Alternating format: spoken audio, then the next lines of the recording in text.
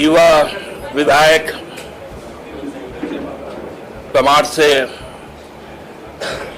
लगातार 2 बार निर्वाचित होते आए और आगे भी हमको लगता है कि कई बार जब भी चुनाव लड़ने का मौका मिलेगा तो विजयश्री इन्हीं के माथे पे रहेगा। विकास सिंह मुंडा जी,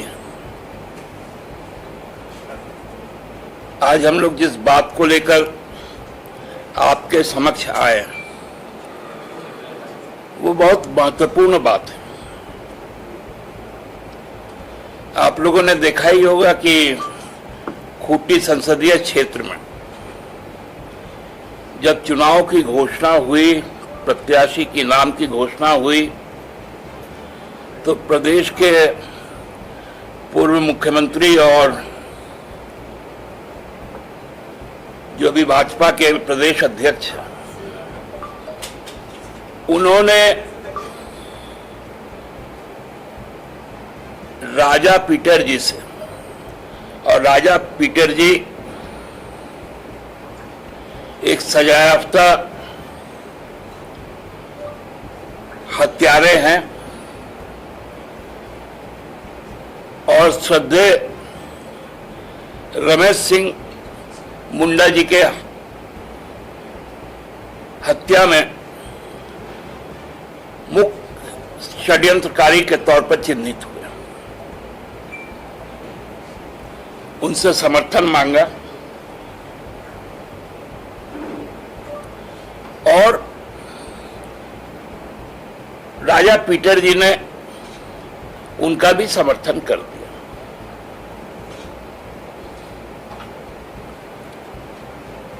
अब बताइए कि उसी मामले में एक अन्य अपराधी भी है, उन पर भी सजा आई। कुंदन पाहन जी, बाबूलाल जी उनसे क्यों कतरा रहे हैं, क्यों नहीं समर्थन मांग रहे हैं? क्योंकि अब तो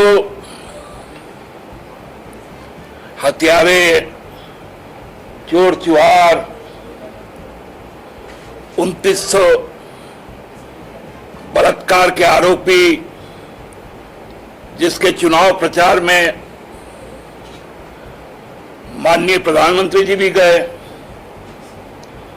और पूर्व की भांति जैसे मेहुल चौकसी, नीरव मोदी, विजय मल्ल्या को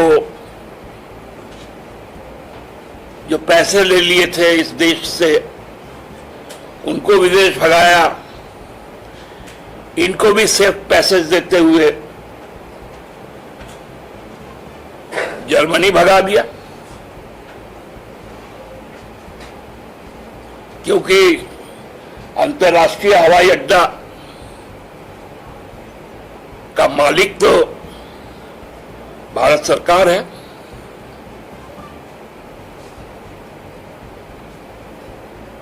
उनको वीजा जर्मनी से मिला जा रहा था, लेकिन 3-4 दिन पहले हमने एक इशारा जरूर किया था आप लोगों को कि अब मैं टारगेट में हूं, क्योंकि मुझे ईडी के एक वरिष्ठ अधिकारी के द्वारा यह कहा गया था कि you should mute your mic,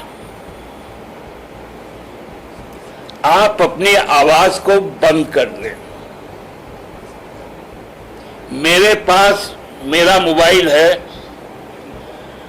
मैं समाज के बीच में रहता हूं, समाज का हर तबका का, चाहे उसके स्वास्थ्य के संबंध में हो, शिक्षा के संबंध में हो, शादी ब्याह के संबंध में हो, ट्रांसफर पोस्टिंग के संबंध में हो,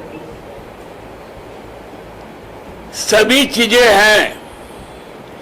और यहाँ के कई विश्वविद्यालय के कुलपति से लेकर डॉक्टर, इंजीनियर, प्रशासनिक पदाधिकारी, मैं तो अपने मोबाइल से मुख्य सचिव तक से बात करता हूं, डीजीपी से भी बात करता हूं। लेकिन बातों का सरोकार क्या है ये तो पूछिए ना, कि मेरे मुख पे आप केवल कालिक पोत दे। आप बताइए, जो 4 चैट आप बता रहे हैं, क्या वो व्यक्ति का ट्रांसफर हुआ उस पोस्ट पर 2021 में? यही ना कि आज तक मेरे खिलाफ जब कुछ नहीं निकला तो बस वही अंतु तिर्की वाला निकल गया। तो अंतु तिर्की का मोबाइल में और भी तो होगा, वो क्यों नहीं बाहर आ रहा? और भैया चैट का आपके पास स्क्रीनशॉट कहां से आ गया? ये यदि कोर्ट में प्रोड्यूस्ड है तो क्या उसका सर्टिफाइड कॉपी निकला है? क्या वो चार्जशीट है कि वो पब्लिक डोमेन में कैसे आ गया? इसलिए मैलाफाइड इंटरेस्ट है कि झामुमो के इस चेहरे को काला कर दो। नहीं होगा काला। यही ना होगा, अपने नेता का साथ निभाने के लिए होटवार जाना पड़ेगा। अच्छा तो रहेगा, बिना होटवार गए मेरा तो आवाज बंद नहीं होगा। और होटवार भी जाएंगे तो डेली प्रेस की वहां पर बनाएंगे और अधीक्षक से मुहर लगवा कर आप लोग को भेजेंगे। दादा ये कंसर्न हमको लगता है कि भारत सरकार के जो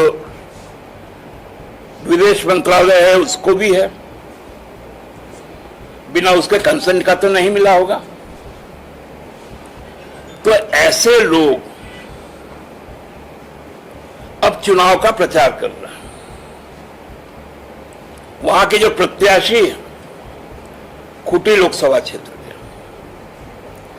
आप सब जानते हैं, मैंने लगभग 2-2.5 वर्ष पूर्व आप लोगों से बुंडू के अंचल में 1400 एकड़ जमीन का मामला उठाया था, जो पवन बजाज से सीधा सीधी जुड़ा हुआ था। और ये पवन बजाज अर्जुन मुंडा के साथ में, अर्जुन मुंडा जी के साथ में उनका एक गहरा रिश्ता है। ये मुद्दा भी है वहां पर। वहां के तो लोग पूछ रहे हैं कि आप पिछले चुनाव में बोले थे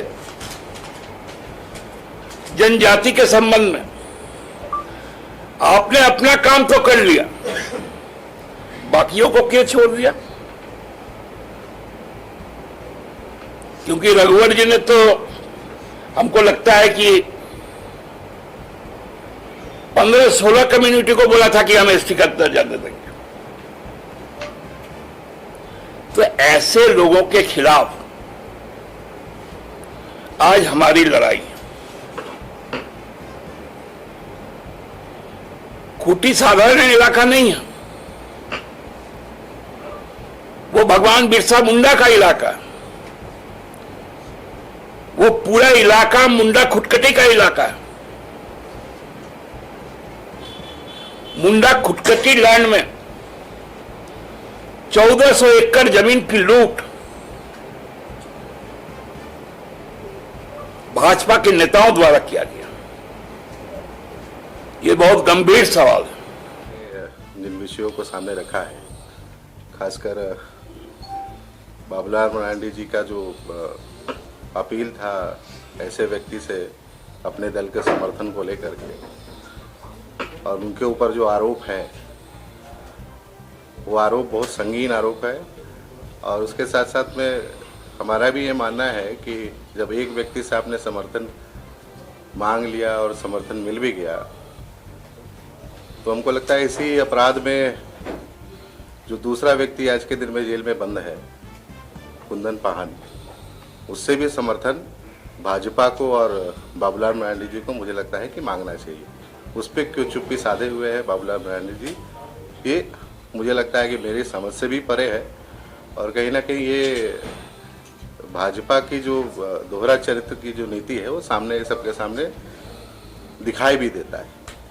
दूसरा, 1400 एकड़ वाली जमीन की जहाँ तक बात है, मुझे लगता है कि जब से ये मामला प्रकाश में आया और ये मामला प्रकाश में आने के बाद तत्कालीन मुख्यमंत्री हेमंत सोरेन जी के आदेश पर मुझे लगता है कि उस जमीन का जो लूट होना था उस पर रोक लग गई, लेकिन उस जमीन के कारोबार में कहीं ना कहीं पीछे के दरवाजे से भाजपा और उनके नेता अर्जुन मुंडा जी का भी संलिप्तता समान रूप से इसलिए दिखाई देता है क्योंकि इस विषय पर आज तक उन्होंने एक शब्द भी नहीं बोला। और जब गांव, आज के दिन में उन सब गांवों में तो अर्जुन मुंडा जी जा भी नहीं सकते, जाएंगे तो उनको इतने सवाल पड़ेंगे कि उन सवालों का जवाब भी अर्जुन मुंडा जी के पास में नहीं होगा। तो ये चरित्र है इन लोगों का और सीधे तरीके से भगवान बिरसा मुंडा की धरती में आकर के बड़ी बड़ी बात तो बोलते हैं, लेकिन उनकी सारी बड़ी बड़ी बातें जुमले हैं। पीछे के दरवाजे से जितना ये गंदा और घिनौना काम करना चाहते हैं वो उसको हर हाल में अंजाम देने के लिए राजनीतिक ताकत लेकर के उन सब चीज़ों को अंजाम देते हैं। और कुछ प्रश्न हो इस विषय पर तो कोड़दा गांव और उसके आसपास का इदलहातू पंचायत का 4-5 गांव है, उसके अंतर्गत आता है। उन सभी मौजा को मिलाकर के करीब 1400 एकड़ की जमीन होती है। अभी क्या स्टेटस है? वो जमीन सरकार ने रोक लगा दिया कि वो एसआईटी बनी थी। एसआईटी की कमेटी अभी आनी है, चूँकि आचार संहिता है अभी, इसलिए मुझे लगता है कि आचार संहिता के बाद उस जांच कमेटी की एसआईटी की रिपोर्ट भी सबमिट हो जाएगी तो उसके ऊपर फिर कार्रवाई होगी। जमीन में गड़बड़ी क्या है? जैसे गड़बड़ी पवन बजाज ने खरीदा था या क्या? बता रहे हैं उसमें किस तरीके से उस जमीन को खेल किया गया। उस जमीन पे जा कर के आप अगर देखेंगे तो भारत देश आज़ाद होने के बाद लैंड रिफॉर्म हुआ। लैंड रिफॉर्म में जितने भी जमींदार थे उनकी जमींदारी तो ख़त्म हो गई और जो रैयत थे उनको मूल रैयत मान करके उस सभी को ज़मीन, भारत सरकार ने जो लैंड रिफॉर्म किया तो उसके अंतर्गत सभी को ज़मीन मिली। अब क्या था कि जो पुराने ज़मींदार हैं उनसे पुराने खतियान के आधार पर उन्होंने उस ज़मीन का कारोबार किया और एक डीड भी जिंदा है अभी उसका, और वो डीड लेकर के वो सभी जगह पे अंचल पे, मुझे लगता है अंचल में एसडीएम के यहाँ सब हर जगह पे उनके मामले चल रहे हैं। अंचल ने तो क्लियरली उसका पूरा फिजिकल वेरिफिकेशन करके रिपोर्ट भी सबमिट कर दिया है और उन्होंने कहा है कि जितने मूल रैयत, सारे रैयतों की ज़मीन है उसमें पुराने ज़मींदार, जब लैंड रिफॉर्म हो ही गया तो पुराने ज़मींदार का तो कहीं कोई अस्तित्व ही नहीं है। तो ये लोग देखिए किस तरीके से ज़मीन की, इतने बड़ी ज़मीन का खेल करने का साजिश रही।